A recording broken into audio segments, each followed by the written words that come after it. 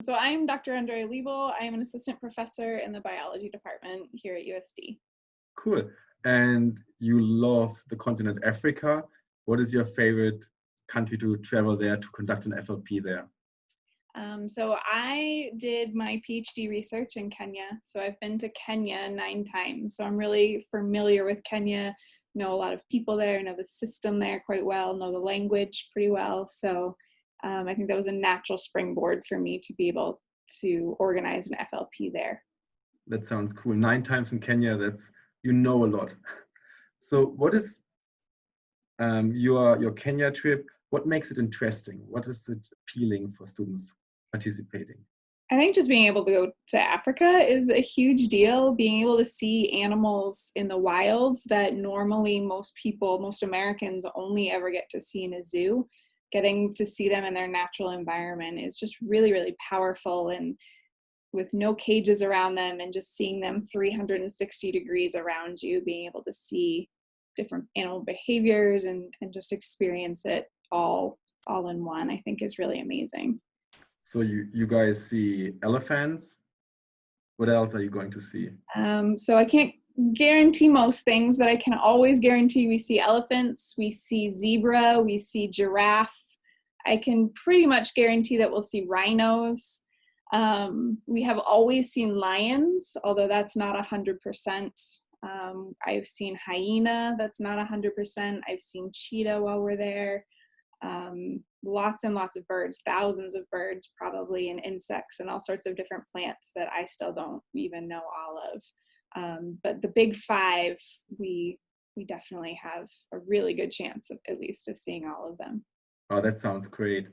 So guide us through a typical day on your faculty-led program. How does a day look like? So we usually get up early because animals are up with the sun. And so we'll get up early and go on safari for the morning, and then we come back in the afternoon for lunch when it's generally the hottest and the animals are kind of hunkered down anyway. And we'll do some discussions about what we saw, about different management and conservation strategies in Africa. And then we go out again before sunset and we try and find some more animals. That sounds super cool. So in Kenya, what is your favorite place to go? What is the highlight of the trip? I think there are so many different places. So I try really hard organizing this FLP that we go in very different locations. And so we go to a place called Isiolo where there are animals that you won't see anywhere else in Kenya. So things called like a geranuk.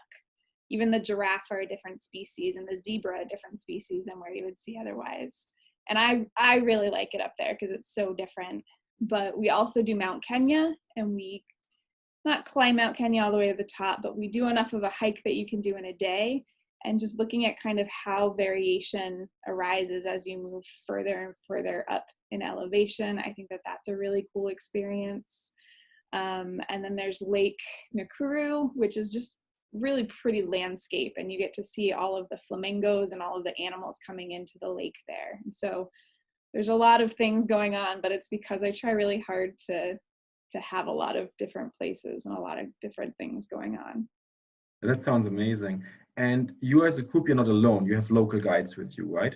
Yes, so we always have a driver with us, and they help with the language, and that way I don't have to drive, which I've done before, but can be sometimes a little bit stressful if you don't know exactly where you're going. And so, yes, we always have a local with us. That sounds amazing. So do you have any advice for students who are thinking in general about studying away? I would say to definitely take the opportunity. I think the Midwest is great, but being able to experience outside perspectives always changes your perspective when you come home. And I think that that's a really great opportunity that everyone should take. Yeah, I agree on that. Thank you so much for your time. Thank you.